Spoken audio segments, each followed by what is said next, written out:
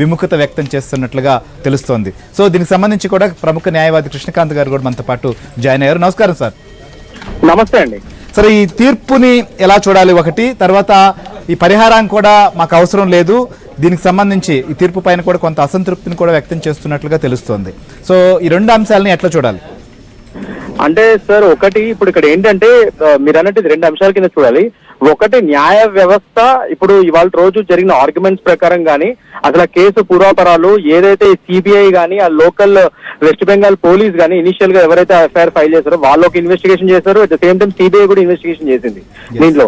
So ఇరువురు కలిపి last కి ఈ సంజయ్ రాయ్ అనే ఆ వ్యక్తే ప్రథమ ప్రైమరీ అక్యూజ్డ్ ఇందులో అని తేల్చారు.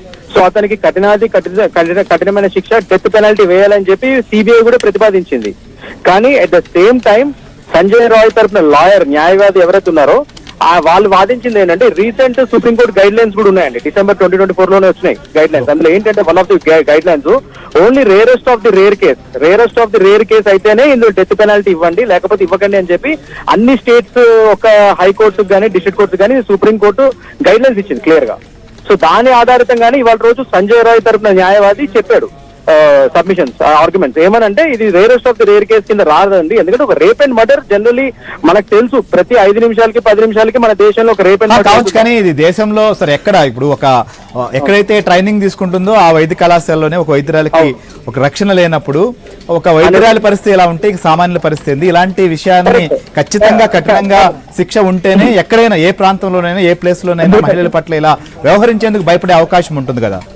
100% అండి. మీరు అన్నది నేను కూడా ఏకీభవిస్తా. యాక్చువల్లీ చాలా ఇదివరకు ఇంటర్వ్యూస్ లో కూడా నేను రేప్ మీద ఇంకా కఠినమైన శిక్షలు రావాలి, ఇంకా అందులో అమెండ్మెంట్స్ జరగాలి, ఇంకా నన్ను అడిగితే కెమికల్ క్యాస్ట్రేషన్ ఇలాంటివి కూడా ఉంటాయి వేరే దేశాల్లో, అలాంటివి కూడా తీసుకురావాలన్న ప్రతిపాదన నేను కూడా మాట్లాడిన వాడిని.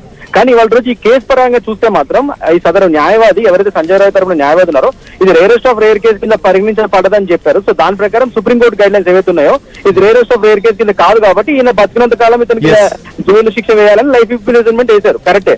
కానీ ఇక్కడ ఇంకో వాదన కూడా ఇంకోటి ఏంటంటే సార్, ఇప్పుడు మనం ఇందాక మీరు అన్నది ఇంకో అంశం, ఏదైతే పేరెంట్స్ ఎవరైతే ఉన్నారో ఈ 17 lakhs కంపెన్సేషన్ గవర్నమెంట్ ఇవ్వాలి వాళ్ళకని రోజు సుప్రీంకోర్టు చెప్తే మాకు కంపెన్సేషన్ ఏమొద్దు, కానీ మేము ఈ ఏదైతే జడ్జ్మెంట్ వచ్చిందో దాని పరంగా మేము సముఖంగా లేము, ఎందుకంటే అతనికి డెత్ పెనాల్టీ రావాలి. సిబిఐ కూడా అదే ప్రతిపాదించింది. అట్ ద సేమ్ టైం ఇతను ఒక్కడే కాదు, ఇందులో వేరే ఒక పర్పెట్రేటర్ వేరే వాళ్ళు కూడా ఉన్నారనేది మాకు ఖచ్చితమైన మేము నమ్ముతున్నాము ఖచ్చితంగా.